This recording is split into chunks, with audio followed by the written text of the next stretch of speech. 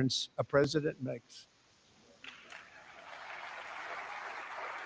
A short time ago, we were a dead country. Now we are the hottest country anywhere in the world, the hottest.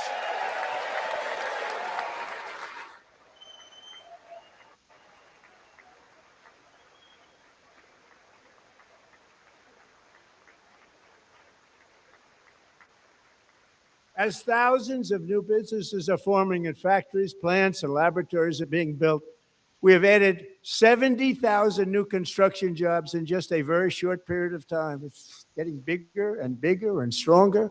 Nobody can believe what they're watching.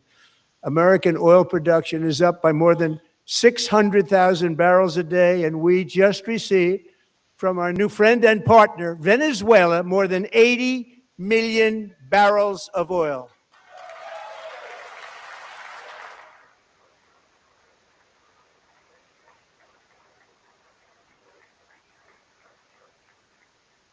American natural gas production is at an all-time high because I kept my promise to drill, baby, drill.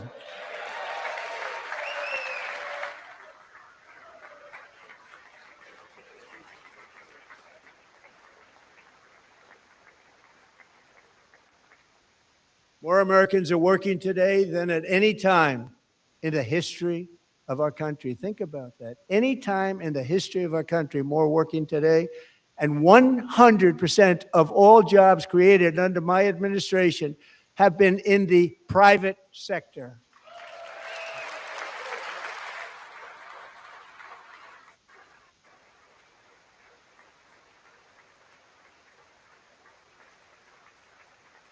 We ended DEI in America.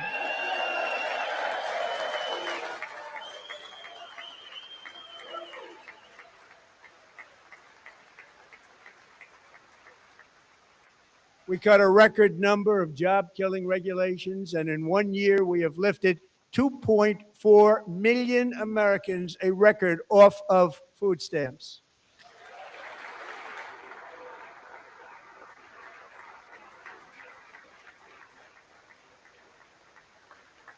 And for all of these reasons, I say tonight, members of Congress, the state of our union is strong.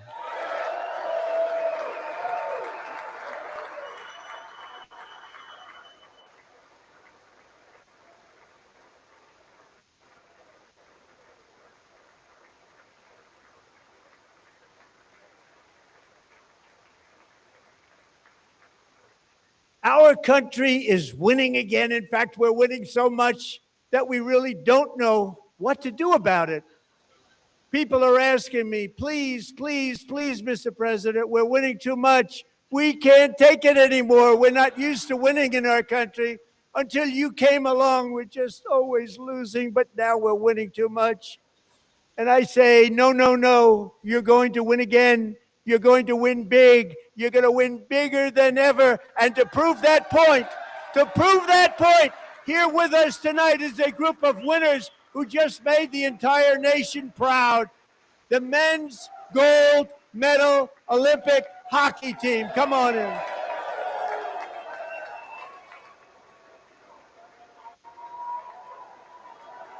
Of course he brings the hockey team out.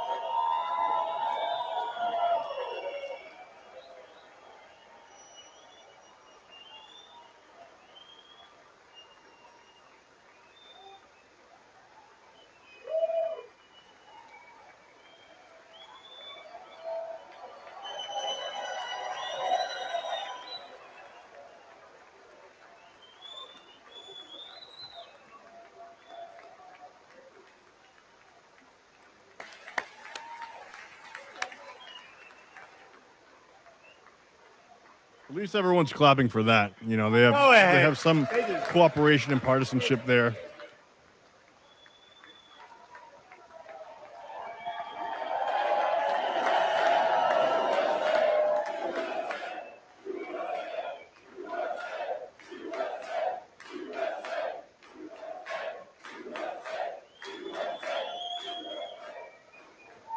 On the day of the last game, I seen Justin Trudeau made a tweet. He said, "You can't take our country and you can't take our game." And then they ended up, Canada lost. That's the first time I've ever seen them get up. And actually, not all of them did get up.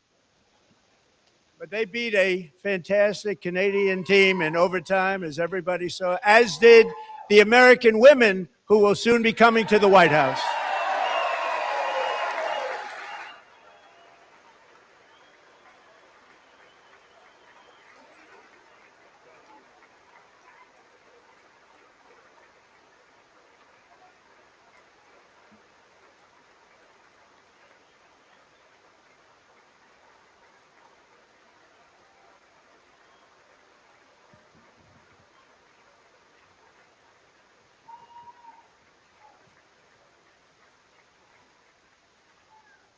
They were in the Oval Office before, and I just want to say a second very big congratulations to Team USA. But I have to say that, and I told them this, and we took a vote of the team. I said, anybody votes no, I'm not doing it.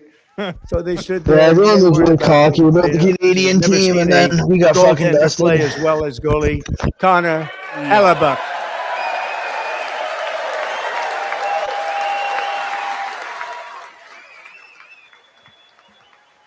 It didn't help the rivalry that's already going on. You know what I mean? No, and it didn't help that they booed their national anthem too. Like I didn't approve of that. As much as you have controversies with Trump and the United States, booing their national anthem was hugely disrespectful. Yeah, it's petty. It's really petty, is what it is. Yeah, I agree. It shows the maturity level of those people. Yeah, it was. I didn't enjoy that. Shots on goal. No, and that just jacked them up. Like you asked for it. Hit the neck of your stick. Yeah, well, they do that. They were doing that at NHL games too. That's just pathetic. We look terrible. You refuse to answer that question. Like these guys even care. But about I just politics. want to tell you that the members of this great hockey squad will be very happy to hear, based on their vote and my vote, and in this case, my vote was more important, that I will soon be presenting Connor with our highest civilian honor, which we will be given and which has been given to many athletes over the years. But when I say many, not too many, like 12, it's called the highest civilian honor in our country, the Presidential Medal of Freedom. Wow. That's awesome.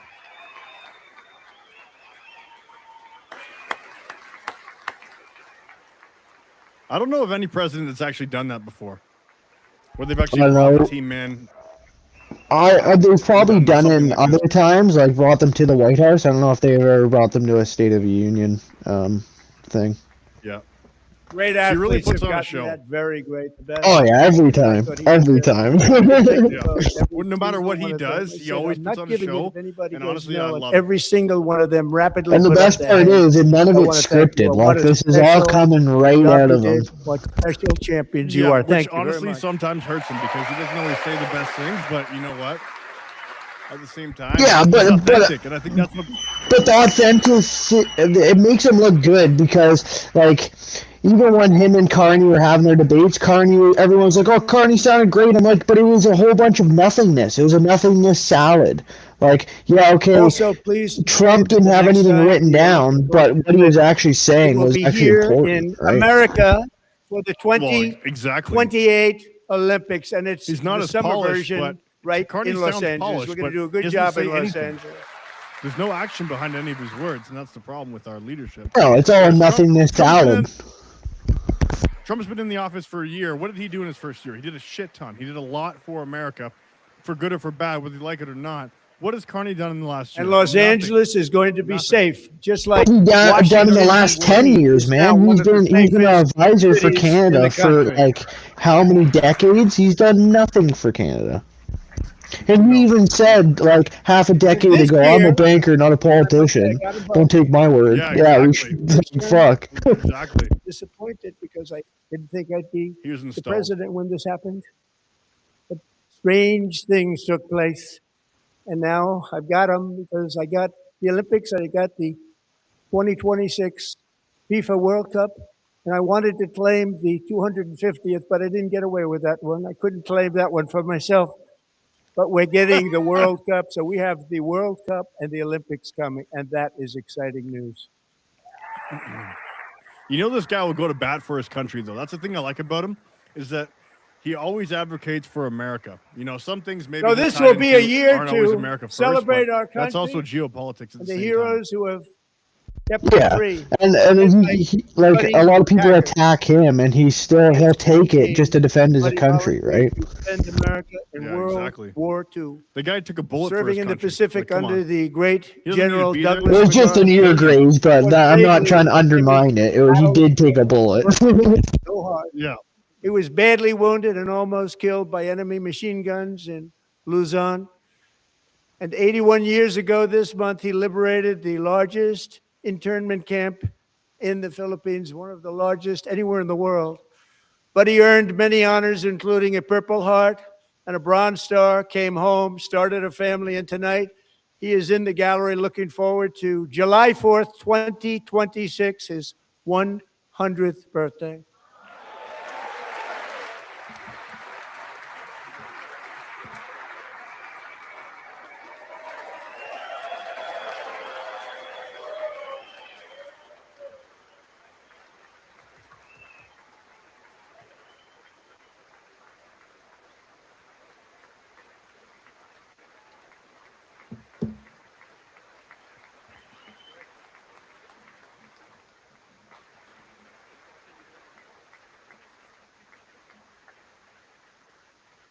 So, buddy, you're a brave man, and we salute you.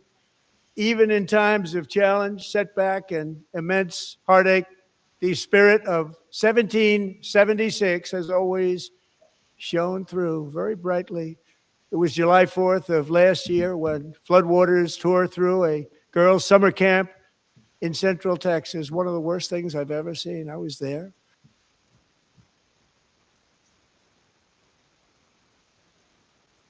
Rising 26 feet in the matter of minutes, tragically claiming many, many lives. You all remember that one? As the waters threatened to sweep her away, 11-year-old Millie Kate McClelland closed her eyes and prayed to God. She thought she was going to die.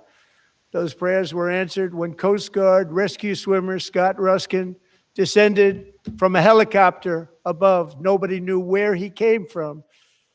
It was Scott's first ever rescue mission, a young guy, but very brave, very, very top, always top in his class. And he lifted not just Billy Kate, but 164 others to safety.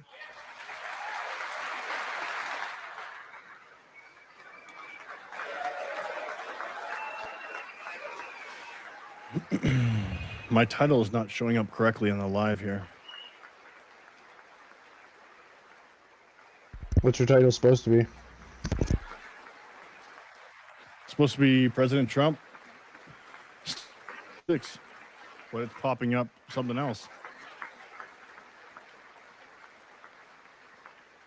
People watched Scott from a distance, and they couldn't believe what they were seeing. The winds were blowing, the rain was pouring, everything was going, and that rapid water, nobody's ever seen anything like it. They said, wow, that's something.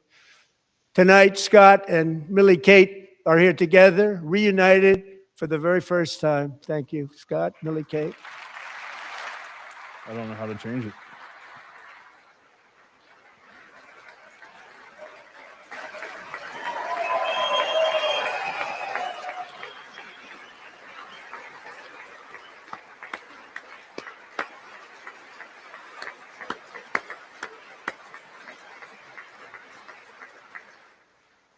And Petty Officer Ruskin, I'm pleased to inform you that I am now awarding you the Legion of Merit for extraordinary heroism, which is what it was, extraordinary heroism. Thank you.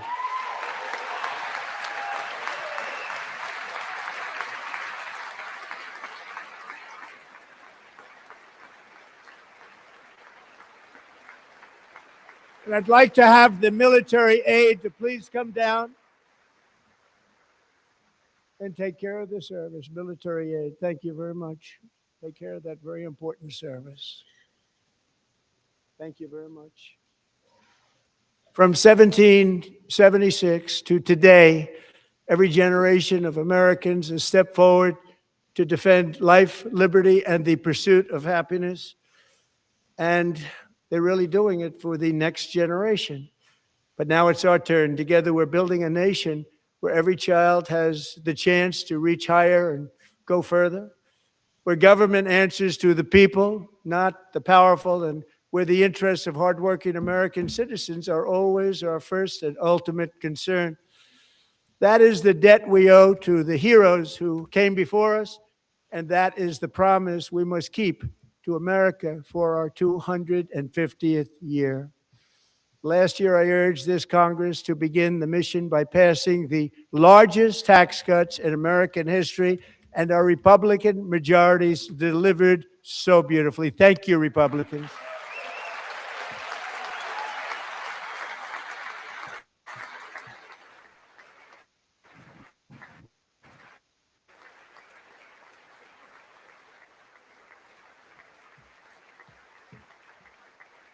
That's crazy. All Democrats, every single one of them, voted against these really important and very necessary massive tax cuts.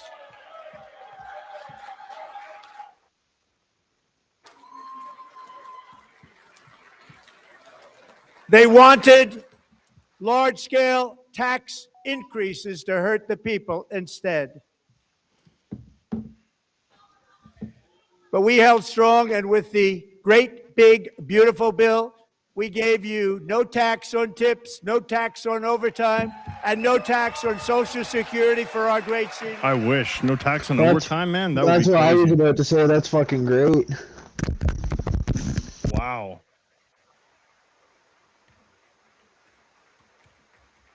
That's wild. We need something like that here, man. Apparently, he's trying to get rid We of also property made tax too. interest on auto loans tax deductible the first time. He's doing good but work. only if the car is made in America. Well, it's But if better you than watch the here, media, he's 50% not. tax. I know. Liberals here love it, though. For some reason, I don't get it. Recently Well, in it pays for Pennsylvania, I met everything. Megan Hemhauser, They don't have to a work. devoted mom Yep. who's homeschools Yep. her children. Beautiful, 2 children. During the day while waiting tables at night, as her husband works overtime, operating very heavy equipment. Megan is here this evening, and she's happy to tell you that she is so much richer because with no tax on tips, no tax on overtime, and our expanded child incentivized tax to credit work done longer. again by Republicans, crazy. Megan and her husband Who would have thought will that'd be a take good home more idea? than $5,000 extra They're just for the cracking year, up. cutting your tax bill in more than half. It makes a more productive society because people are actually getting benefited. Yeah, you for are working longer incentivized hours, to right? work. Megan, Unlike please here, stand if up. you We're get fighting if you for work you, Megan. overtime, you get taxed out the a-hole. And what's the point? By the time you get your money, you're fucking Exactly. losing money.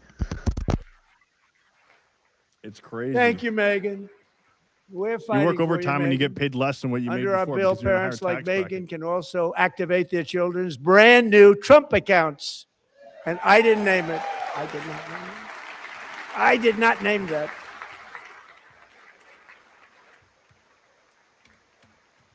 Nobody believes me, but I did not name it. It was named by a very tall man sitting right there in the third row. Nice man, a good man. Tax-free investment accounts for every American child. This is something that's so special and There we go. has taken off and I gone changed through it. the roof.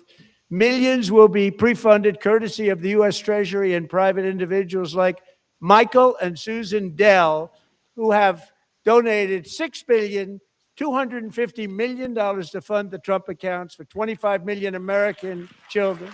Wow. So you don't ever hear the media talking about that They're stuff. great people. They always say all the bad things, but they never talk about the good. You have to at least give credit where credit's due, even if you don't like the person. Yeah, but That's what I hate they're this about tribalistic political system. they're about the views, man. It's not about actually I asked Michael doing Dunn to make all that the money. news anymore. It's about Well, I just the didn't biggest amount of go on, but views. And a lot of people don't like Yeah. we made Trump, and they like computers hearing all the selling bad to things that are people, going on. That's what gets and I the just kept views, selling right? and selling and selling. And It's just clip pretty farming. amazing Yep. story. That's called the American dream. He sold a lot of computers, a lot of those laptops. So I congratulate him on that. But I really thank him and Susan, as well as others like Brad Gerstner, a very tremendous guy. He was behind it right from the beginning. Brad Gerstner. Thank you, Brad. The problem also is when you're trying to do big changes, when you have a lot of problems and you want to make big changes, you have to do drastic things that are ugly sometimes, and that's the problem. But the whole thing is, even with Canada, like I've said before in the past, if we actually tried to change Canada for the better, it's going to destroy a lot of things, and we're going to be in hardship, but it'll be better for the future, right? And that's exactly what's going on in the States. They're changing so many things that are drastic changes that some things aren't going to be good for the economy, but in the long run, it is, right? Trump accounts. Exactly. .gov. Trump 100%. accounts.gov. And a lot of people are doing it. That's setting every record in the book. It's popular. They knew what it was going to take. I'm so proud of them. I'm so proud of the people that got it started. Now it's just taken off. One of the primary reasons for our country's stunning economic turnaround, the biggest in history, where the Dow Jones broke 50,000 4 years ahead of schedule, and the S&P hit 7,000, where it wasn't supposed to do it for many years, were tariffs. I used these tariffs, took in hundreds of billions of dollars to make great deals for our country, both economically and on a national security basis. Everything was working well. Countries that were ripping us off for decades are now paying us hundreds of billions of dollars. They were ripping us so badly. You all know that. Everybody knows it. Even the Democrats know it. They just don't want to say it. And yet these countries are now happy, and so are we. We made deals. The deals are all done, and they're happy. They're not making money like they used to, but we're making a lot of money. There was no inflation, tremendous growth, and the big story was how Donald Trump called the economy correctly, and 22 Nobel Prize winners in economics didn't. They got it totally wrong. They got it really wrong. And then just 4 days ago, an unfortunate ruling from the United States Supreme Court. It just came down. It came down. Very unfortunate ruling. But the good news is that almost all countries and corporations want to keep the deal that they already made, right, Scott? Knowing that the legal power that I, as president, have to make a new deal could be far worse for them, and therefore they will continue to work along the same successful path that we had negotiated before the Supreme Court's unfortunate involvement. So despite the disappointing ruling, these powerful, country-saving, it's saving our country, the kind of money we're taking in, peace-protecting. Many of the wars I settled was because of the threat of tariffs. I wouldn't have been able to settle them without. Will remain in place under fully approved and tested alternative legal statutes. And they have been tested for a long time. He has to use leverage in order to make deals. But they're actually just like probably any other better, person or business. leading to a solution that will be even stronger than before. Congressional action will not be necessary. It's already time-tested and approved. And as time goes by, I believe the tariffs paid for by foreign countries will, like in the past, substantially replace the modern-day system of income tax, taking a great financial burden off the people that I love. Good for him. Well, the Democrats demonize and the liberals demonize the tariffs that he's been imposing on countries and businesses. He's doing it for the greater good of the people. Moving forward, factories, jobs, investment, and trillions of dollars will continue pouring into the United States of America because we finally have a president who puts America first. I put America first. I love America.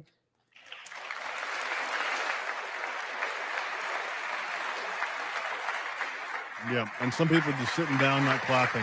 Like that's because they don't love America. That's why. For decades before I came along, and he's looking right at him. We had the exact opposite. from trade to healthcare, from energy to immigration. Everything was stolen and rigged in order to drain the wealth out of the productive, hardworking people who make our country great, who make our country run. Under Biden and his corrupt partners in Congress and beyond, it reached a breaking point with the Green New scam, open borders for everyone. They poured in by the millions and millions from prisons, from mental institutions. They were murderers, 11,888 murders. They came into our country. You allowed that to happen. And record-setting inflation that cost the typical family $34,000 in just a speck of time. Now, the same people in this chamber who voted for those disasters suddenly used the word affordability, a word they just used it. Somebody gave it to them, knowing full well that they caused and created the increased prices that all of our citizens had to endure. You caused that problem. He's looking right at the Democrats. You caused that Democrats. problem. This is a man who loves his people, you can tell. The media wouldn't tell you that, but at the end of the day, the things that he's doing, the action, it's not the words that he speaks or the things the media says tell you that. And they knew their statements were a lie. They They kind knew of it. change, especially on a country their scale. You statements need were to a do dirty, drastic rotten things. lie. And they're not Their always gonna be policies pretty. created the high prices. Our policies are rapidly ending them. We are doing really well. Those prices are plummeting downward. He has inflation down to 2.4%, which is really good. The price of eggs is down 60%, Madam Secretary. Thank you. The cost of chicken, butter, fruit, hotels, automobiles, rent is lower today than when I took office by a lot. And even beef, which was very high, is starting to come down significantly. Just hold on a little while. We're getting it down. And soon you will see numbers that few people would think were possible to achieve just a short time ago. Nobody can believe when they see the kind of numbers, and especially energy. He doesn't love people. He loves going down power. to numbers like that. They cannot believe it. It's like another big tax cut. I don't know about that. I'm also confronting Both one could of be the true. biggest ripoffs of our times, Both could be the true. crushing cost of health care Who doesn't love the power to caused by you. run a whole country? Since the especially passage the greatest of country on earth, the greatest Unaffordable country on Care earth. Act, sometimes referred biggest to as economy on earth. Obamacare, big insurance companies have gotten rich. It was meant for the insurance companies, not for the people. With our government giving them hundreds and hundreds of billions of dollars a year as their stock prices soared 1,000, 1,200, 1,400, and even 1,700%, like nothing else. He's not wrong. The US That's stock why market I has gone up introduced quite the a bit great since he health took care office. plan. I want to stop all payments to big insurance companies and instead give that money directly to the people so they can buy their own health care, which will be better health care at a much lower cost. Cutting out the middleman, big business, especially in a place like healthcare, in a sector like that. I mean, it costs a lot in the States, and they don't have free healthcare. In addition, my So if plan he's cutting out the middleman, requires he's saving people money. maximum Everyone price can get access transparency. at a cheaper That's price. a big deal. Sounds so simple, so big. And I did that in my first term, and the Democrats immediately terminated it with full knowledge that they were doing a very bad thing for the people. Costs were going to go way up, and that's what happened. And now I'm bringing them way down on health care and everything else. I'm also ending the wildly inflated cost of prescription drugs like has never happened before. Here in Canada, we have free health care, but it takes 12 hours just to see anybody at the emergency room. It's absolutely Other despicable. presidents tried to do it, but they never could. They tried. Most didn't try, actually. But they tried. They said they tried. They couldn't do it. They didn't even come close. They were all talk and no action, but I got it done. Under my just enacted most favored nation agreements, Americans who have for decades paid by far the highest prices of any nation anywhere in the world for prescription drugs will now pay the lowest price anywhere in the world for drugs. Anywhere, the lowest price.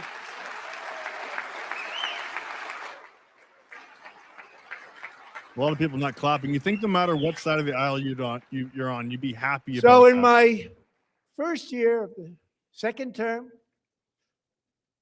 should be my third term, but strange things happen.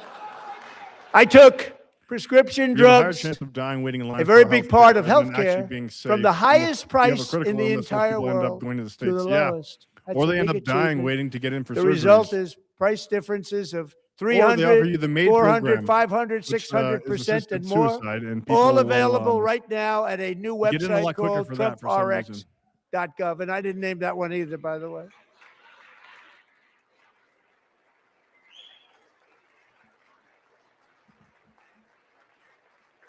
And here tonight is the very first customer ever to get that big discount, and it is big.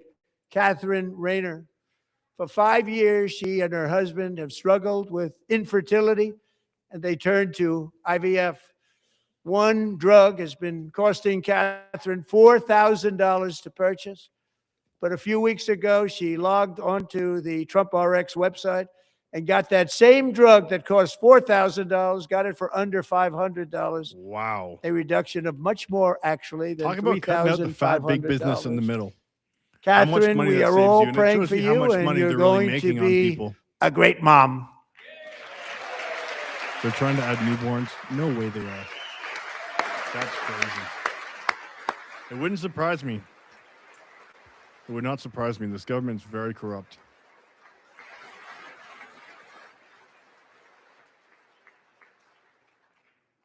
So now I'm calling on Congress to codify my most favored nation program into law. Now, the one thing I'm not sure it matters, because it's going to be very hard for somebody that comes along after me to say, let's raise drug prices by 700 or 800%. But John and Mike, if you don't mind, codify it anyway. They may do it. Codify it anyway. Thank you. Many Americans are also concerned that energy demand from AI data centers could unfairly drive up their electric utility bills. Tonight, I'm pleased to announce that I have negotiated the new Ratepayer Protection Pledge. You know what that is? We're telling the major tech companies that they have the obligation to provide for their own power needs. They can build their own power plants as part of their factory. Wow. So that no one's prices will go up. And in many cases, prices of electricity will go down for the community, and very substantially down. This is a unique strategy never used in this country before. We have an old grid. It could never handle the kind of numbers, the amount of electricity that's needed. So I'm telling them they can build their own plant. They're going to produce their own electricity. It will ensure the company's ability to get electricity while at the same time lowering prices of electricity for you, and could be very substantial for all of you cities and towns. You're going to see some good things happen over the next number of years. Another pillar of the Everyone American says tax dream the that has rich, been under attack is and homeownership. what he's doing is making With the us rich tonight or is the big Rachel business Wiggins, a mom of provide two electricity from for the people Houston. that are around those She data placed centers. bids on 20 That's homes giving and back in lost its all of own those right. bids And I to think that would be a gigantic fantastic investment firms thing that if that went bypassed through. inspection, paid all cash, and turned those houses into rentals, stealing away her American dream. She was devastated. Stories like this are why last month I signed executive order to ban large Wall Street investment firms from buying up in the thousands single-family homes. Wow. We need that in Canada. We need that in Canada. He's doing things to help the people. And now I'm asking Congress to make that ban permanent, because homes for people, really, that's what we want. We want homes for people, not for corporations. Corporations are doing just fine. Rachel, thank you very much. Good luck with your home. You'll get one soon.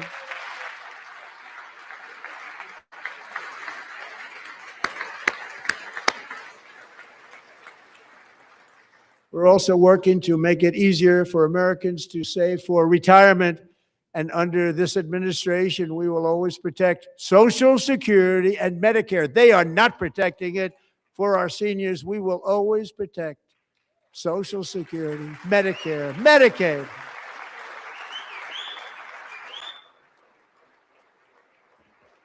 Since I took office, the typical 401k balance is up by at least $30,000, That's a lot of money. We have millions and millions of people, because the stock market has done so well, setting all those records. Your 401ks are way up. Yet half of all of working Americans still do not have access to a retirement plan with matching contributions from an employer. To remedy this gross disparity, I'm announcing that next year my administration will give these often forgotten American workers, great people, the people that built our country, access to the same type of retirement plan offered to every federal worker. Wow. We will match your contribution with up to $1,000 each year.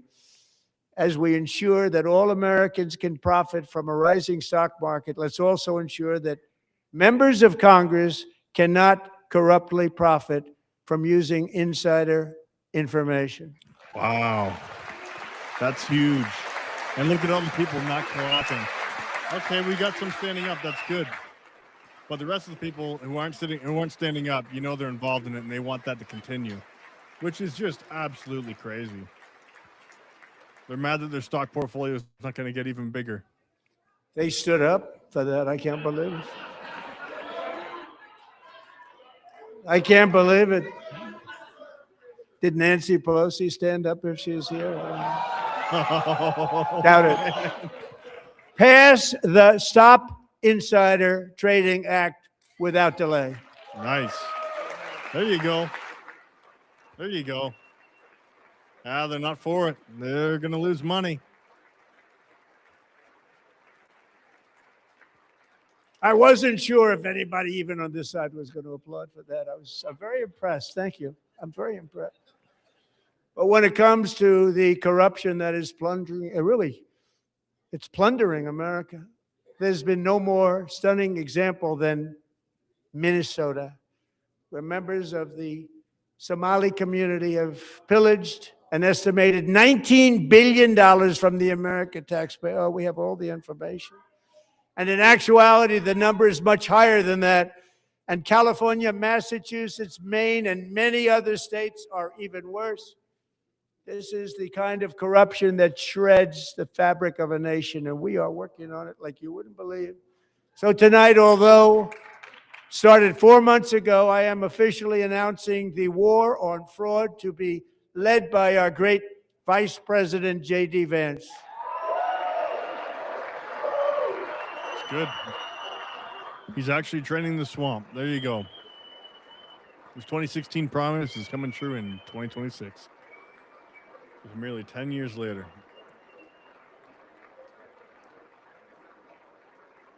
He'll get it done. Find enough of that fraud, we will actually have a balanced budget overnight. It'll go very quickly. Wow. That's the kind of money you're talking about. We'll balance our budget.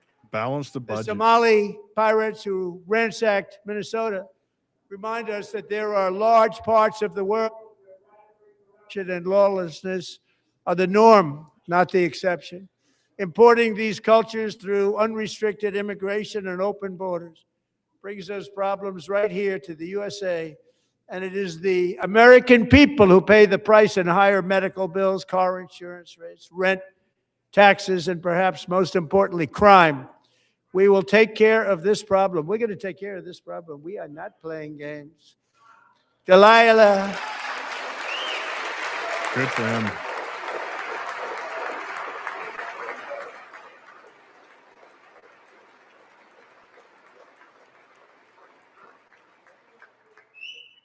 Delilah Colden was only 5 years old in June 2024 when a 18-wheel tractor trailer plowed into her stopped car traveling at 60 miles an hour or more.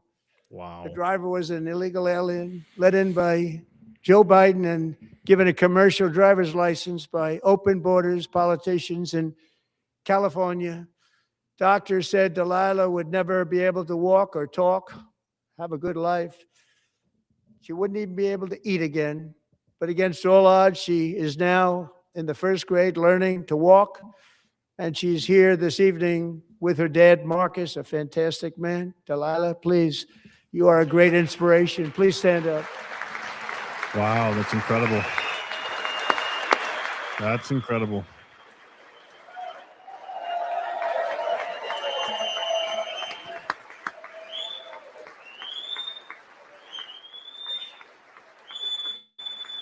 Good for him.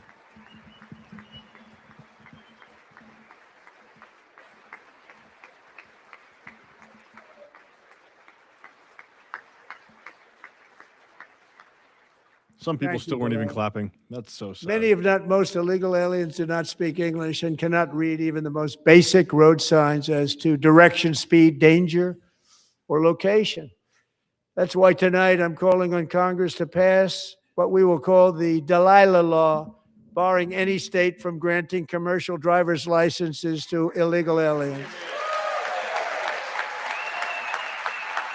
Not even clapping. That's crazy. Are these even real people? Do they have any humanity left, or is it just all politics now? And yesterday, as you probably saw at the White House, I hosted a ceremony with Americans who lost their treasured loved ones to the scourge of illegal immigration. People came into our country, how we allowed this to happen with our open borders. These are the angel moms and families that for decades our government betrayed and our media totally ignored. It was terrible. Hard to believe, actually. In 2023, a 16-year-old high school cheerleader named Elizabeth Medina was supposed to perform in her town's Christmas parade, but she never arrived. Her mother, Jacqueline, went home to look for her, and she found her lying dead in a bathtub, bleeding profusely after being stabbed 25 times. Elizabeth's killer was a previously arrested illegal alien who had broken in and brutally extinguished the brightest light in her family's life, violently and viciously. Gallery to remind exactly why we are deporting illegal alien criminals to our country.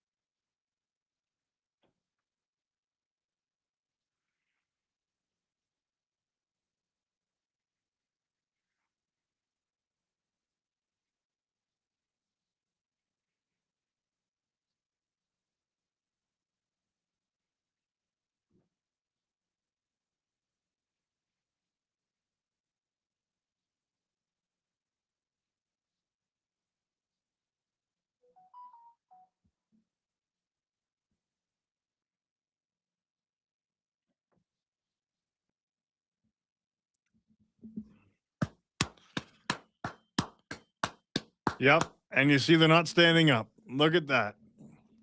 Would you look at that? Shows where they stand. And it's not with you guys in America.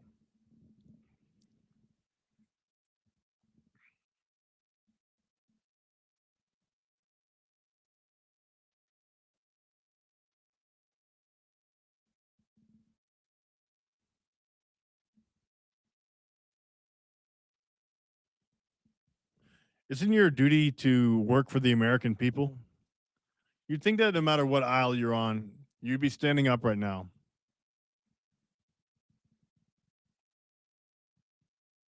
It's amazing these people get voted for.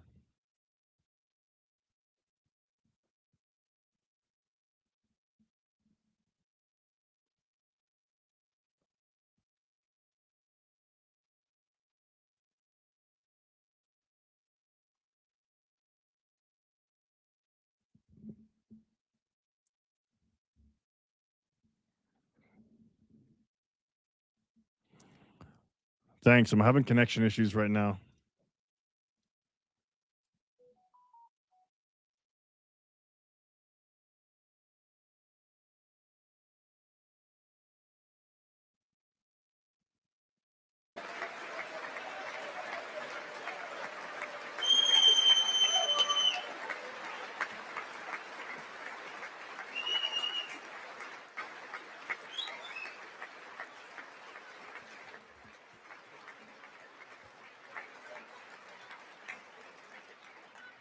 Isn't that a shame? You should be ashamed of yourself not standing up.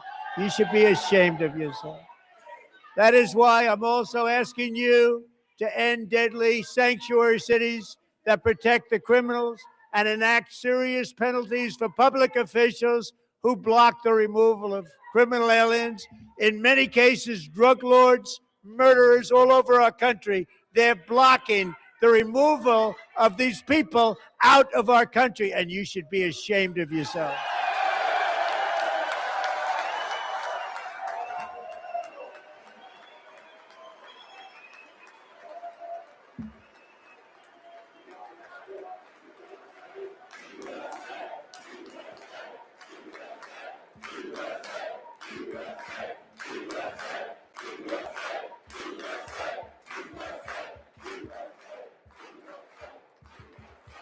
And perhaps most importantly, I'm asking you to approve the Save America Act.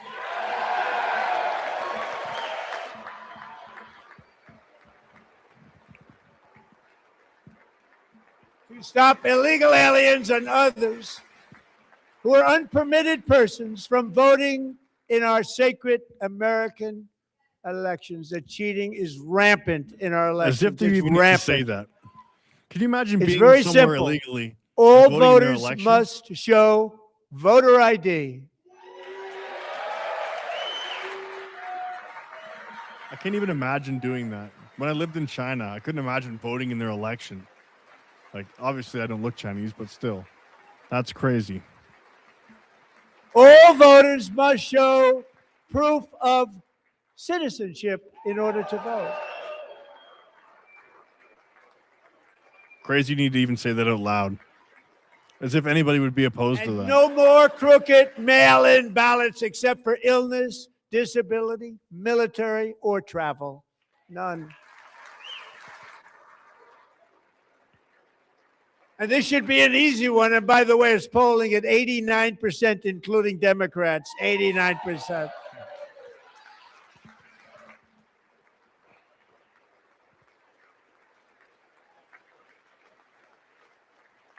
And even the new communist mayor of New York City, I think he's a nice guy, actually.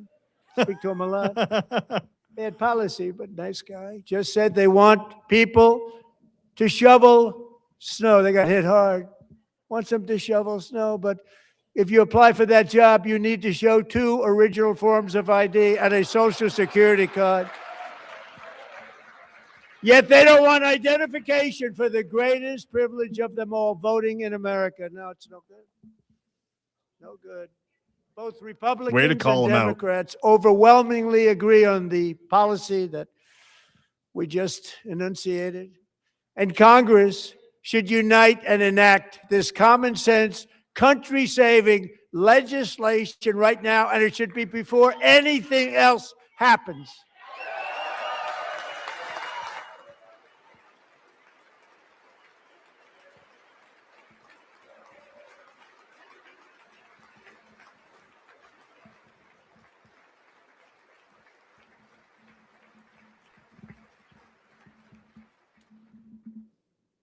The reason they don't want to do it, why would anybody not want voter ID? One reason, because they want to cheat. There's only one reason. They make up all excuses. They say it's racist. They come up with things. You almost say, what imagination they have. They want to cheat. They have cheated. And their policy is so bad that the only way they can get elected is to cheat. And we're going to stop it. We have to stop it, John. Good for him. It shouldn't even be a question. I think that would be an automatic law for any country that you have to be a citizen of that country in order to vote in their elections. And here is one more opportunity to show common sense in government. In the gallery tonight are Sage Blair and her mother, Michelle. In 2021, Sage was 14 when school officials in Virginia sought to socially transition her to a new gender, treating her as a boy and hiding it from her parents. Hard to believe, isn't it?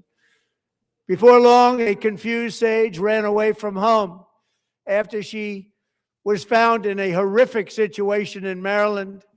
A left-wing judge refused to return Sage to her parents because they did not immediately state that their daughter was their son. Wow. Sage was thrown into an all-boys state home and suffered terribly for a long time.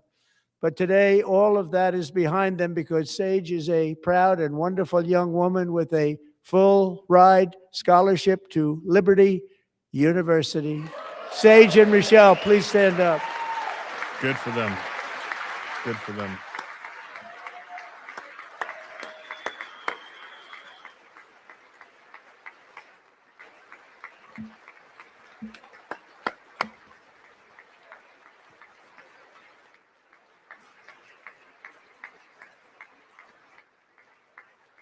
And thank you for your great bravery. And who can believe that we're even speaking about things like this? 15 years ago, if somebody was up here and said that, they'd say, what's wrong with him? And now we have to say it because it's going on all over numerous states without even telling the parents. But surely we can all agree no state can be allowed to rip children from their parents' arms and transition them to a new gender against the parents' will. Who would believe that we're even talking about this?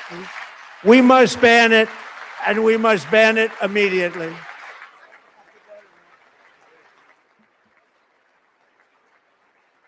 Talk about state control.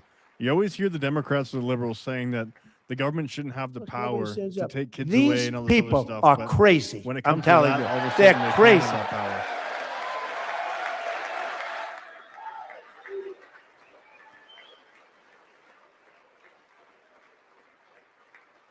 Amazing. Incredible. Boy, oh boy. We're lucky we have a country. With people like this, Democrats are destroying our country, but we've stopped it just in the nick of time, didn't we? Huh?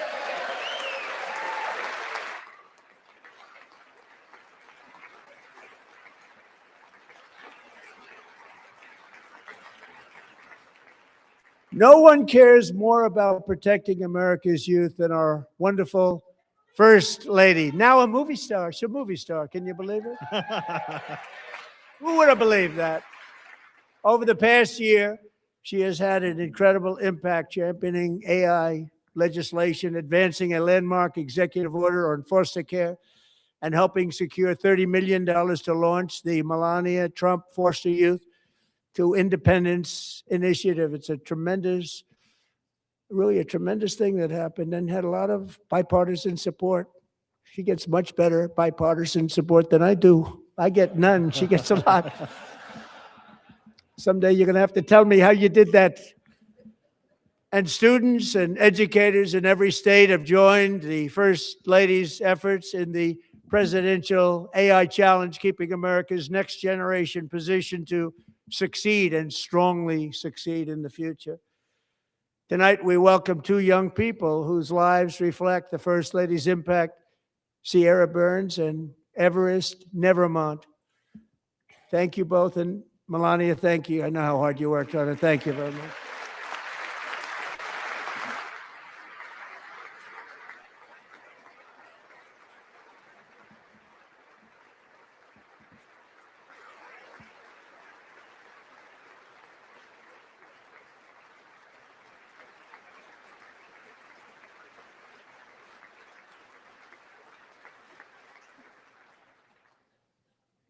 I'm very proud to say that during my time in office, both the first 4 years and in particular this last year, there has been a tremendous renewal in religion, faith, Christianity, and belief in God. Tremendous renewal.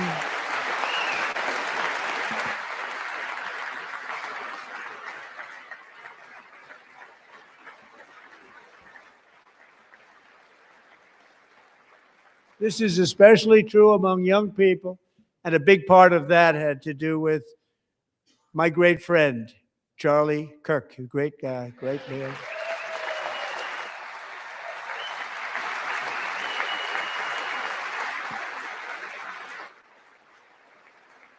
So last year, Charlie was violently murdered by an assassin and martyred, really martyred for his beliefs. His wonderful wife, Erica, is with us tonight. Erica, please stand.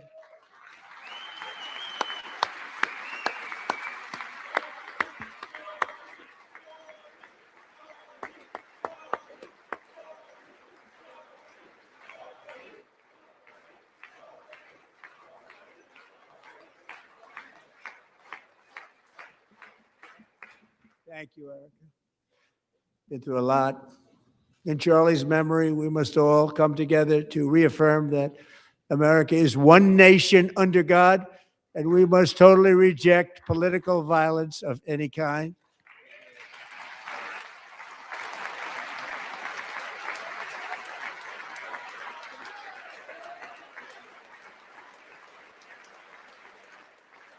We love religion, and we love bringing it back, and it's coming back at levels that nobody actually thought possible. It's really a beautiful thing to see. Above all, unleashing America's promise requires keeping our communities safe. We have made incredible strides, yet dangerous repeat offenders continue to be released by pro-crime Democrat politicians again and again. We are honored to be joined tonight by a woman who's been through hell, Anya Zuretska. In 2022, she and her beautiful daughter, so beautiful, what a beautiful young woman, Irina fled. We have that same problem up here in Canada with the liberal government Ukraine here. to live with relatives near letting criminals Charlotte, out over and North over Carolina. and over again. And by the way, Even what's a going cartel on got with busted Charlotte? in BC 2 years ago. Last summer, Let them out on a promise to 23-year-old appear. Irina drug was house riding got home busted. on the They just keep train letting when these a people out over and over deranged again. monster The police keep arresting the who had same been arrested people over a dozen over the course times of and a was year, released somewhere through upwards of no 60 cash times. bail, stood up and viciously slashed a knife through her neck and body. No one will ever forget there were people on that train. No one will ever forget the expression of terror on Irina's face as she looked up at her attacker in the last seconds of her life. She died instantly. She had escaped a brutal war only to be slain by a hardened criminal, set free to kill in America, came in through open borders. Mrs. Zaretska, tonight I promise you we will ensure justice for your magnificent daughter, Irina.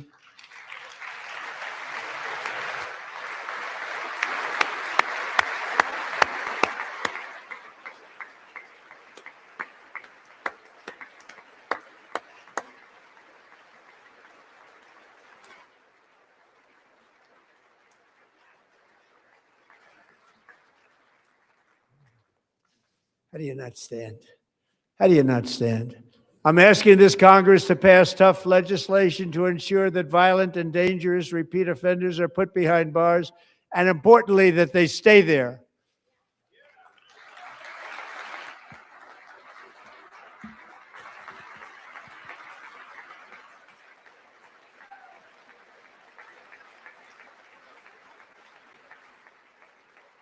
Starting last summer, I deployed our National Guard and federal law enforcement to restore law and order to our most dangerous cities, including Memphis, Tennessee, big success, New Orleans, Louisiana, big success, and our nation's capital itself, Washington, D.C., where we have almost no crime anymore in Washington, D.C. How did that happen?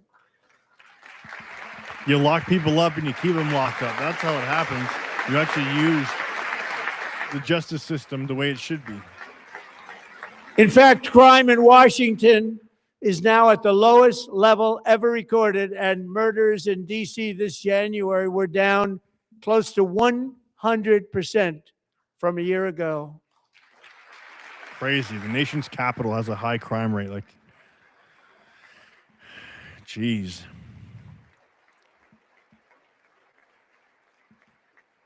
They don't like to hear that. One of the sick people, one of the brave service members who helped achieve this stunning turnaround was 20-year-old West Virginia Army National Guard Specialist Sarah Beckstrom. After a 4-month deployment, she voluntarily extended her service, and her rank was going to be lifted. She was doing so well. They were so proud of her. But the very next day, she was on patrol near the White House when she was ambushed and shot in the head by a terrorist monster from Afghanistan. Shouldn't have been in our country. And all because she wore the uniform of our nation, she was shot. He traveled here because he didn't like people wearing our uniform. He was sick and deranged, shouldn't have been in our country.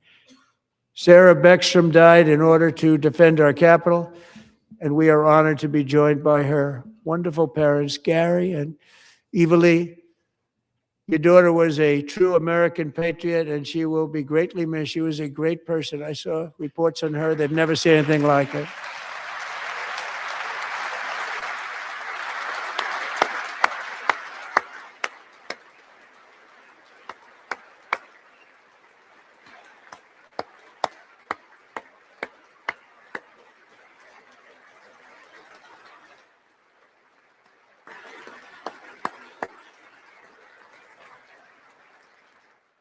So sorry. Thank you very much. A great young lady. I saw reports that were like, perfect. She was perfect. Serving alongside Sarah that day was Staff Sergeant Andrew Wolf. The terrorist shot Andrew in the head, and no one thought he could possibly make it. The two of them, Sarah and Andrew, both shot violently in the head. Neither was expected to make it. They weren't even given a chance, except his wonderful mother, named Melody, who I spoke to the same night. And she was so positive. The doctors thought that Andrew was gone. But his mother said, no, Mr. President, Andrew will be fine. He's going to make it. I've never seen anything like it. I mean, he was given almost no chance. She said, I have no doubt, sir, he's going to be okay. This was a conversation that I had with her that night, with her son laying helplessly in bed, blood all over. Everybody is praying, she said, sir, he will be okay. The doctors didn't understand what she was saying. And after looking at the results of the damage done, neither did I. She was so strong and conclusive that even Andrew's great father felt she didn't really understand the gravity of the situation. But she turned out to be right. Right, Melody? She turned out to be right.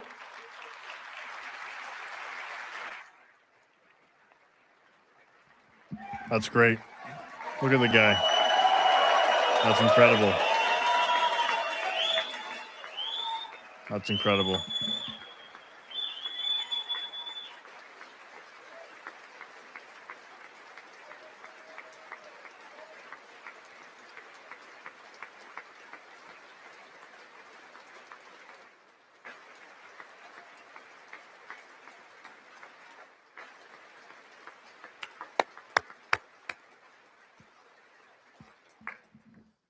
Amazing, actually. I said, where does this woman come from? She's the most positive person I've ever met. With God's help, Andrew has battled back from the edge of death, and We're talking about the edge of death. On his way to a miraculous recovery. He's got a little work to do, but he's doing great. Nice to see you. He's a good-looking guy. Nice to see you. Thanks, Andrew. Thank you very much.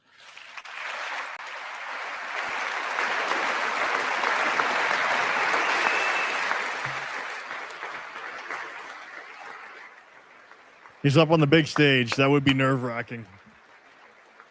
Crazy, though. He survived the gunshot wound, killed the guy. Wow. So, Andrew, while you're up, now I'm going to ask a highly respected General James Seward to present Staff Sergeant Andrew Wolf and the great family of Sarah Beckstrom with the award created by our late, great President George Washington himself. It's called the Purple Heart. Wow. Good for them.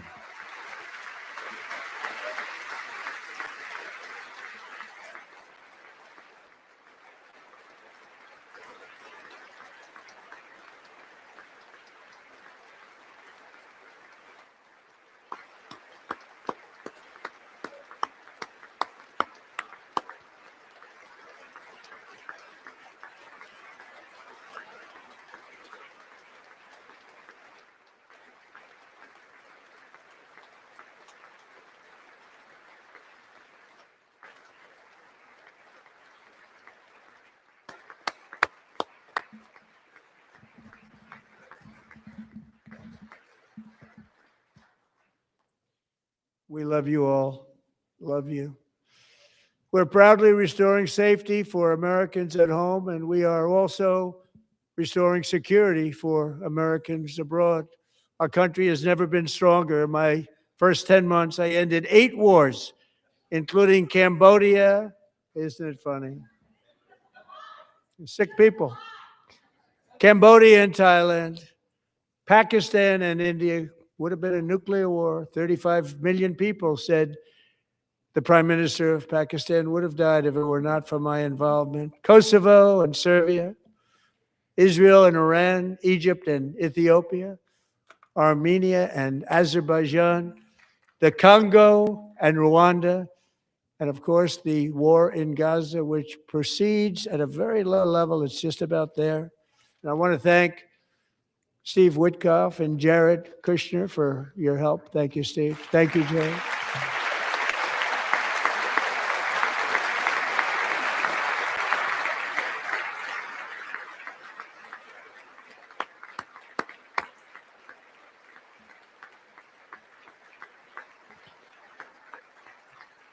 And I also want to thank the man they report to, Secretary of State Marco Rubio. Thank you, Marco.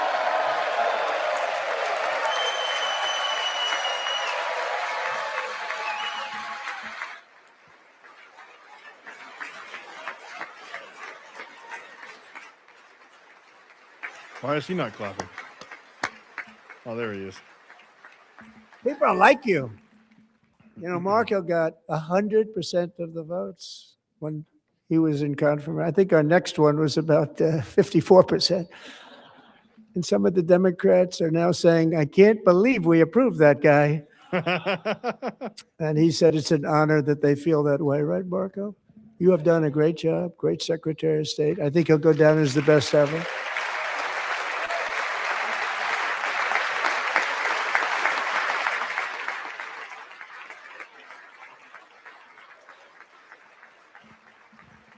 Under the ceasefire I negotiated, every single hostage, both living and dead, has been returned home. Can you believe that?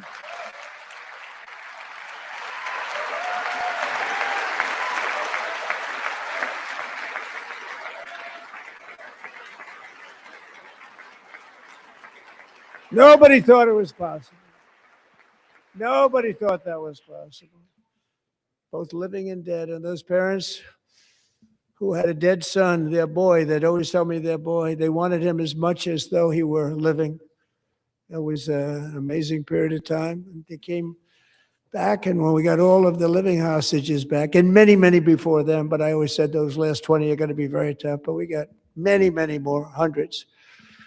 But I said those last 20 are going to be tough. We got them back. but we only got back 14 or 15 of the dead of the 28. And believe it or not, Hamas worked along with Israel, and they dug and they dug and they dug. It's a tough thing to do, going through bodies all over, passing up 100 bodies sometimes for each one that they found. Tough job. And they finally got it back to 27. And then Steve and Jared, they got it back to 28. They found all 28. Nobody thought that was possible, but we did it. And I remember the family of the 28th. They were so grieved, but they were so happy as it's possible to be. They had their boy back. The mother said, "Sir, we have our boy back." What a period of time that was, but we got them all back. So thank you both very much. Great job.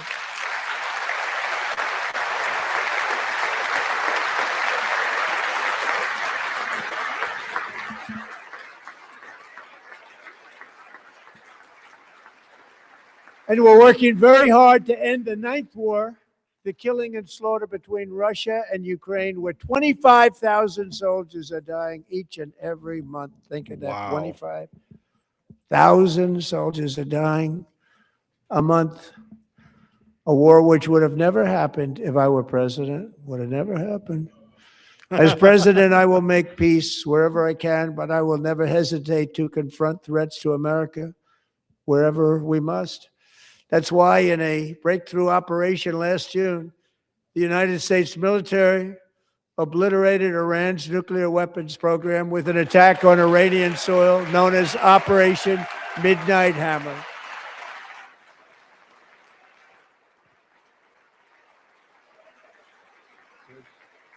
Good. At least some people are happy over there. For decades, it had been the policy of the United States never to allow Iran to obtain a nuclear weapon. Many decades. Since they seized control of that proud nation 47 years ago, the regime and its murderous proxies have spread nothing but terrorism and death and hate. They've killed and maimed thousands of American service members and hundreds of thousands. If you go back and look at videos of Iran back in the day, with what's called in the roadside 60s and early bombs, 70s, they were the kings. you'd even of watch the some of their TV shows. They roadside looked like very bomb. happy people. And we I took know there out used to be a Soleimani. I vacation did place that for during people my to go. first The wealthy term. would go Had a on huge vacation there. impact. But He now, was if the you look at it, father you see of them the taking roadside death to bomb. America. All the women are covered up. I mean, it's not that happy place anymore. And I implore you to go look at videos of Iran back in the day, and it's And just yeah, over the there's last a lot of couple history of there, a lot of months with culture the there. protests, And they've killed at least, I know it people looks who are like from there, 32,000 and protesters. a lot of the Iranian people 32,000 protesters in are their own opposed country. to the Islamification that's happened They in the shot them country. and As hung you can them. see with the protests that happened, We stopped them last from month and have hanging a lot probably of still them been going on. with the threat of And even now, the students serious are protesting violence. against them. But this is After all those people that they know, some their terrible friends and people. family who have died, They've already protesting developed them, missiles that can threaten Europe because they want and freedom. our They want bases freedom. overseas, and they're working wanna be to a build prosperous nation missiles again. that will soon reach And hopefully that the happens United for them. States of America. After Midnight Hammer, they were warned to make no future attempts to rebuild their weapons program, and in particular, nuclear weapons. Yet they continue starting it all over. We wiped it out, and they want to start all over again. And are at this moment again pursuing their sinister ambitions. We are in negotiations with them. They want to make a deal, but we haven't heard those secret words. We will never have a nuclear weapon. My preference.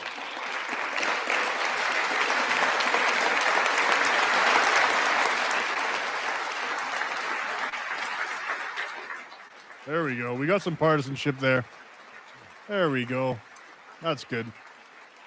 My preference is to solve this problem through diplomacy. But one thing is certain, I will never allow the world's #1 sponsor of terror, which they are by far, to have a nuclear weapon. Can't let that happen.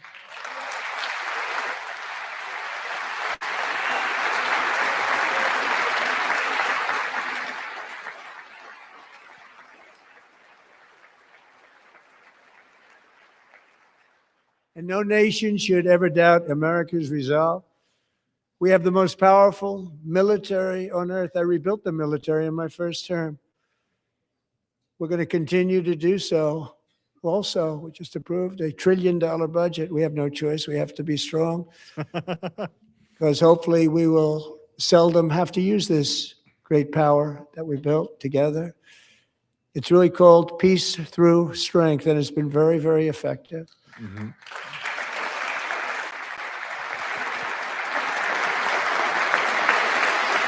It's good. You don't need the American people bogged down in some foreign war again. Not for the profiteering of people. Thanks to Big Republican business. in Congress, we're investing that record number of dollars, have no choice, in the United States Armed Forces. Also creating a lot of jobs, but we're not even doing it for that reason. Because as I said, we have more jobs, more people working today than ever before in the history of our country. And NATO countries are friends and allies. They are. They're our friends and they're our allies. Have just agreed at my very strong request to pay 5% of GDP for military defense rather than the 2%, which they weren't paying. We were paying for almost all of NATO. Now they're paying 5 as opposed to not paying 2. Good. If they want to have the blanket cover of allies in NATO, they should be paying their fair share. And getting that 5% was something which everyone said would never be done, could not happen. We got it really easily. One meeting. And big difference between 2%. The funny thing about all these other NATO countries and allies, Western Afraid Europe, of many Canada, of them, very few were paid. They have money to send to other now countries 5% for random then they're things. paid. And everything we send over over to to Ukraine is sent through NATO, and they pay us in full. They pay us totally in full. Every branch of our armed forces is setting records for recruitment. This is so exciting. And every service member recently.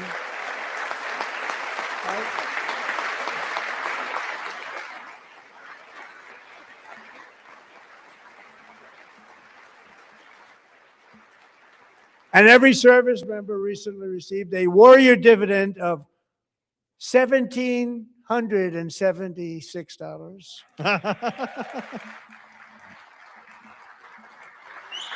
Everyone should be standing up for that, no matter what side of the aisle you're on. Come on.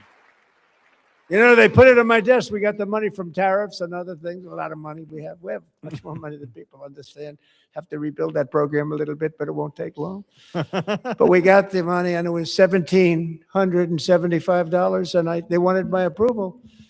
And I said, what's the number? $1,775. I said, wait a minute. For one more dollar, we can have $1,776. It's going to... I said, we're going to figure that. I never asked anybody if we could afford it. One more dollar. I said, $1,776. And I said, that's good. And I'll tell you what, our military, that was 4 months ago, our military, I never see a person in the military that doesn't thank me for it. So we're honored to do it. They deserve it. And we call it 1776. It was great. And we love our military. We love our law enforcement. The American military personnel firemen. are You know, the extreme firemen don't patriots. get They should mentioned definitely enough. be We love our rewarded for the firemen. time and effort they put in We're also in defending the country. Everyone should be grateful for them. They put their lives on the line while these people sit here and sulk on the right side of the screen. We're also restoring American security and dominance in the Western Hemisphere, acting to secure our national interests and defend our country from violence, drugs, terrorism, and foreign interference. For years, large swaths of territory in our region, including large parts of Mexico, really large parts of Mexico, have been controlled by murderous drug cartels. That's why I designated these cartels as foreign terrorist organizations, and I declared illicit fentanyl as a weapon of mass destruction. That it truly is. It's destroying lives all over Western nations, and it needs to stop. And with our new military campaign, we have stopped record amounts of drugs coming into our country and virtually stopped it completely coming in by water or sea. You probably noticed that. The boats aren't Very coming in seriously anymore. damaged their fishing industry also. Nobody wants to go fishing anymore. We've also taken down one of the most sinister cartel kingpins of all. You saw that yesterday. In January,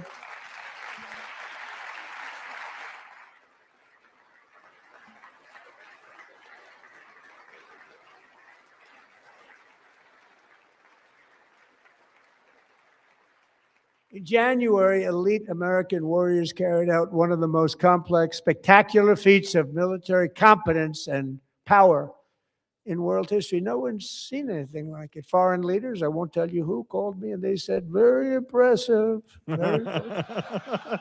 They couldn't believe, they all watched. They saw what happened. This is a different fighting force that we had years ago when we fought to tie. You know, it's a great fighting force. They just roll in the military and snatch a leader of a country. That's pretty wild. Space Force is my baby, because we did that.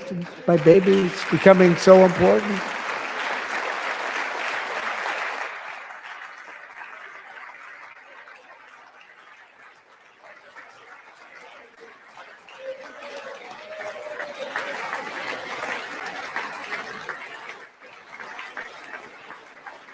And America's armed forces overwhelmed all defenses and utterly defeated an enemy, good fighters, to end the reign of outlaw dictator Nicolas Maduro and bring him to face American justice.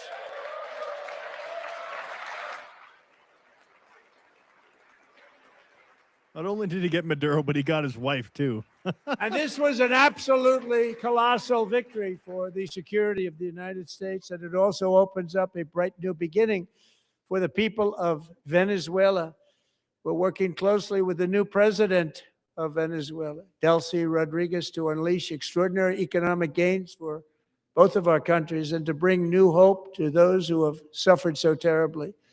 They really did suffer. With us tonight is Alejandro Gonzalez. She grew up in a tight-knit Venezuelan family and was especially close to her beloved uncle Enrique. But after Enrique ran for office and opposed Maduro, he was kidnapped by Maduro's security forces and thrown into the regime's really infamous prison in Caracas. Alejandro feared she would never see her uncle again. She feared for her own life also. But since the raid, we have worked with the new leadership, and they have ordered the closure of that vile prison and released hundreds of political prisoners already. Wow. With more to come. That's stuff that you don't hear about. Alejandro, I'm pleased to inform you that not only has your uncle been released, I never heard about that. But he is here tonight. We brought him over to celebrate his freedom with you in person. Enrique, please come down. You hear the left talking about how Putin killed off Navalny and political assassinations, not allowing other parties to run in elections and for people to have a choice in a democracy. But yet, when President Trump does something like this and it restores faith in a country to its people, he gets demonized no matter what. He could do something so great, and they would still find a way to find a flaw in it, which I think is just absolutely crazy. At the end of the day, the leader of the country, no matter what side you're on, you want them to do good because it affects everyone equally. But the bipartisanship is just not there sometimes, and it's just such a nasty. Nice to have you back, Enrique. The sport of politics is so bad.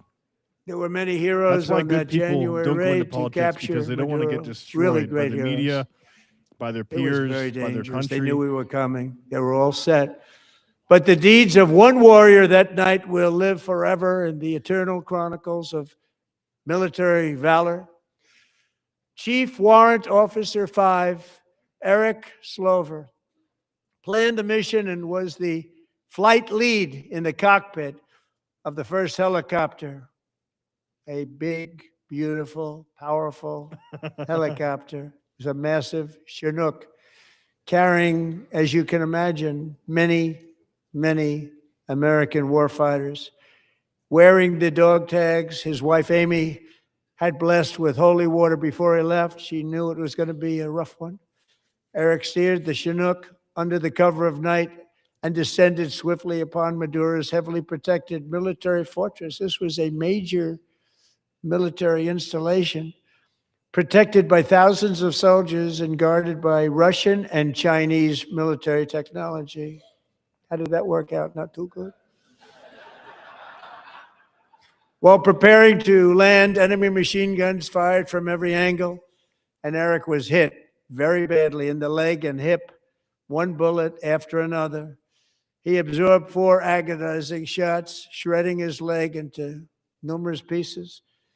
And yet, despite the fact that the use of his legs was vital to successful helicopter flight, legs are the most important part of flying a helicopter, to deliver the many commandos who would capture and detain Maduro was the only thing Eric was thinking about.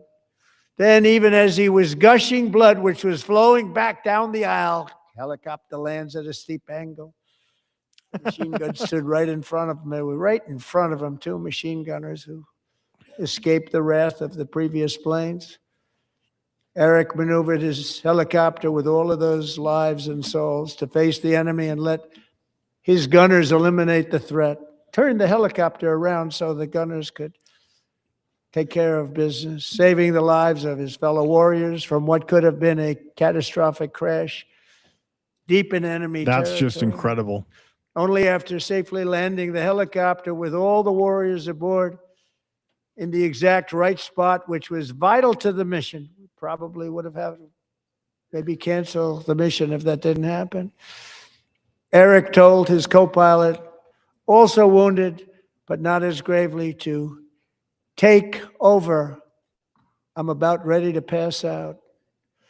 The success of the entire mission and the lives of his fellow warriors hinge on Eric's ability to take the searing pain. It was unbelievable what's happened to his legs of the bullets and keep on flying and landing, and people knew what was happening. Everybody in the back of the helicopter knew because they saw the blood pouring down the aisle. Chief Warrant Officer Slover is still recovering from his serious wounds, but I'm thrilled to say that he is here tonight with his wife, Amy. Eric and Amy, come on in. Wow. That's amazing. The guy still manages to land the helicopter, berated by gunfire. Holy.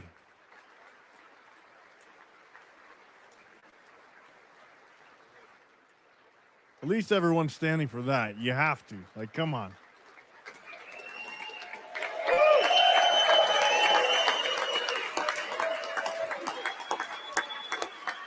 The bravery, the courage, and the strength to do that, most people wouldn't know. Look at that guy. Wow.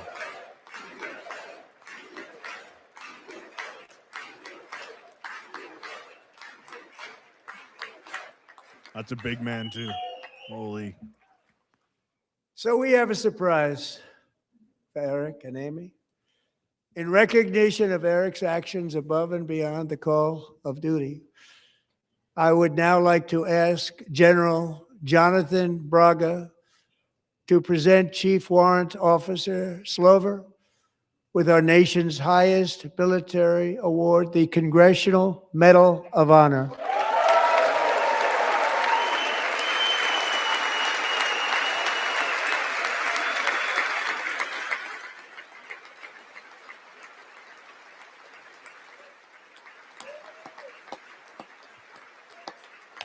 Wow. Amazing.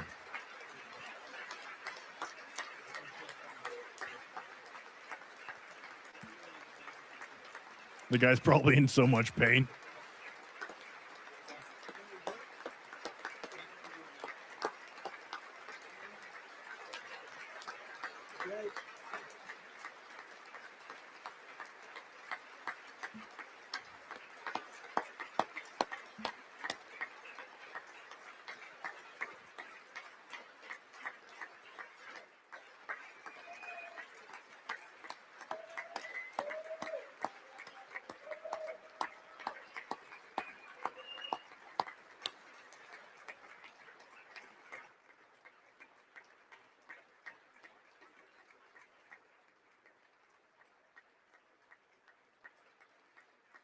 Well, thank you very much, Eric and Amy. Great to get to know you. I met with them and with a lot of their fellow warriors at Fort Bragg recently. You notice the name Fort Bragg. We have it back. We brought it back. We won the First World War with it, the Second World War with it, and then they decided to change the name. So we changed it back. Everybody wanted to change back too. And 10 of Eric's fellow warriors from that incredible night of victory will also be receiving medals at a private ceremony that will soon be held at the White House, and Eric will be there. Thank you.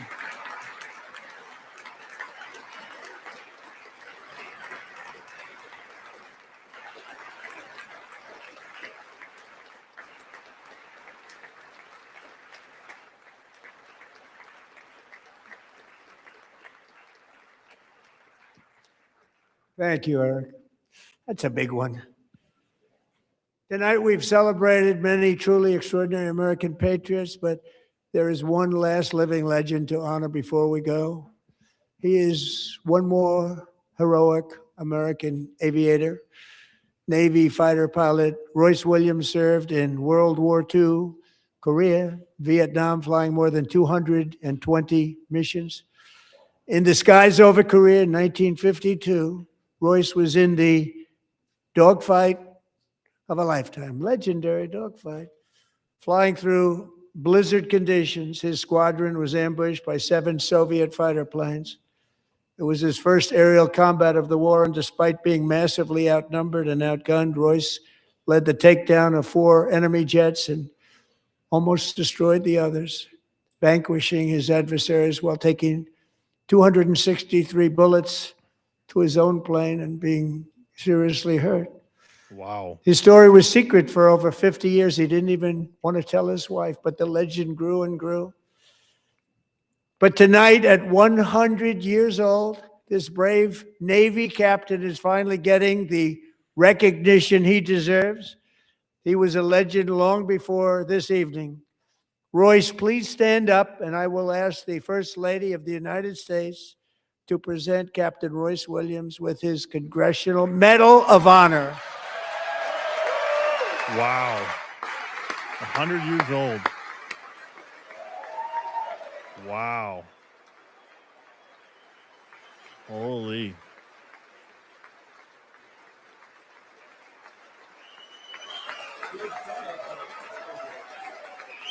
$263 bullets to the plane. That's American made right there. You wouldn't see that out of a Chinese plane, that's for sure.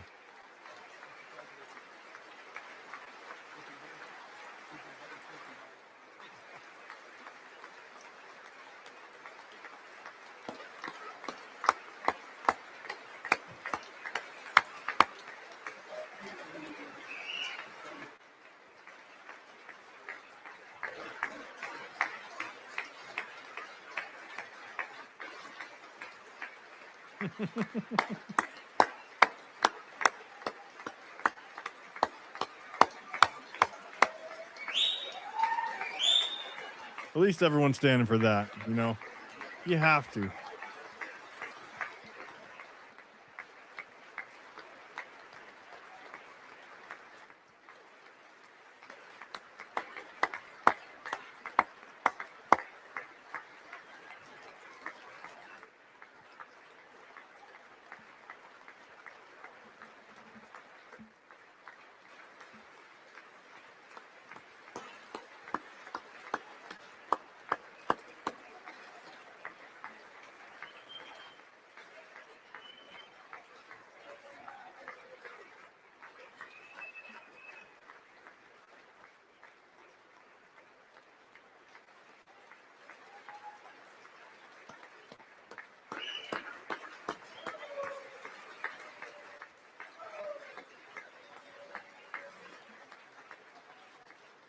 Thank you, Royce, and thank you, Eric. I've always wanted the Congressional Medal of Honor, but I was informed I'm not allowed to give it to myself, and I wouldn't know why I'd be taking it, but if they ever open up that law, I will be there with you someday. But you know, that's our highest honor, Congressional Medal of Honor, and that's a big thing, and it's an honor to be in the same room with you. Thank you both very much, Eric. Thank you.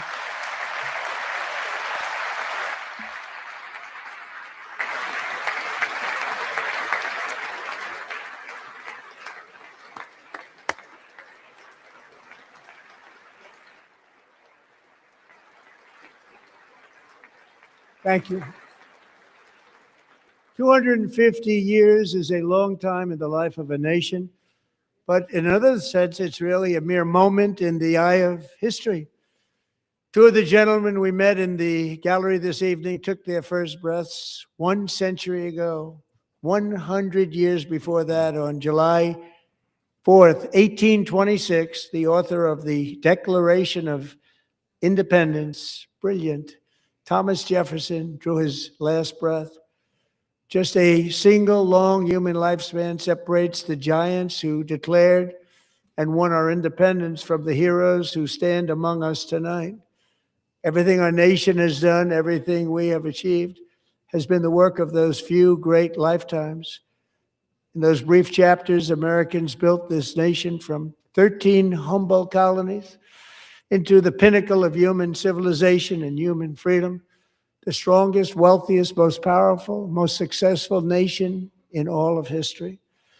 Americans ventured out across the daunting and dangerous continent. We carved paths through an unforgiving wilderness, settled a boundless frontier, and tamed the beautiful but very, very dangerous Wild West.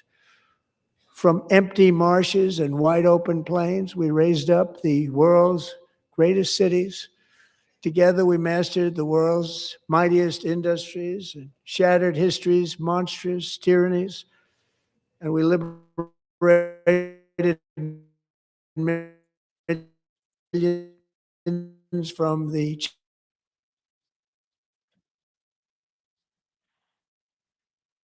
steel.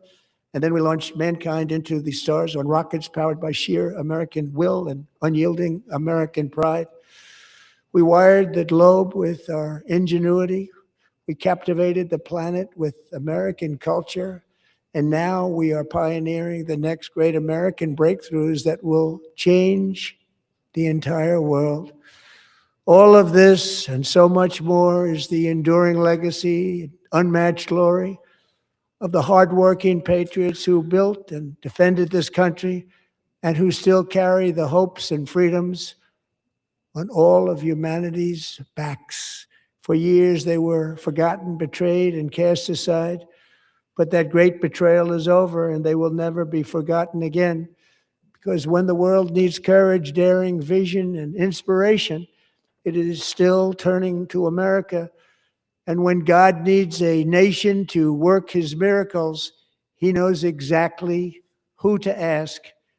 There is no challenge Americans cannot overcome, no frontier too vast for us to conquer, no dream too bold for us to chase, no horizon too distant for us to claim.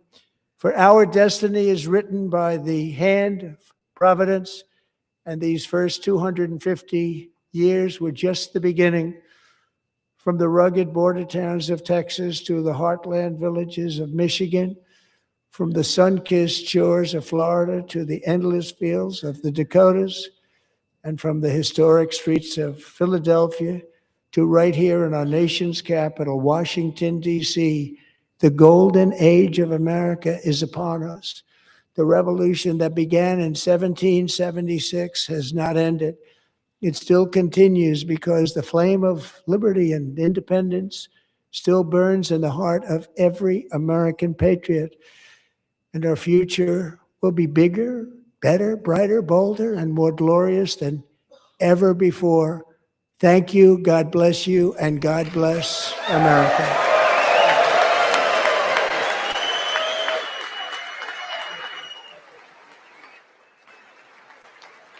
That was an incredible speech. Just about, what are we at? We're at 2 hours now. 2 hour long speech. I don't know what you guys think of that, but the end there, not even American, and that kind of gave me chills, you know?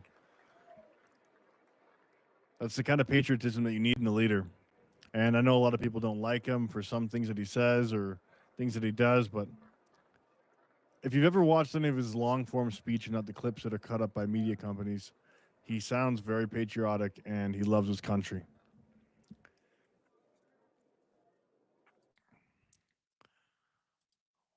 Let me know in the comments what you guys think of that and your opinions on that. And we'll try to cover more live content like that and give you guys some more perspective. And we'll also try to cover people of the opposite aisle or political faction just to keep it non-biased. And so that way you hear all opinions from all sides and ideologies, and you can get a better understanding of the real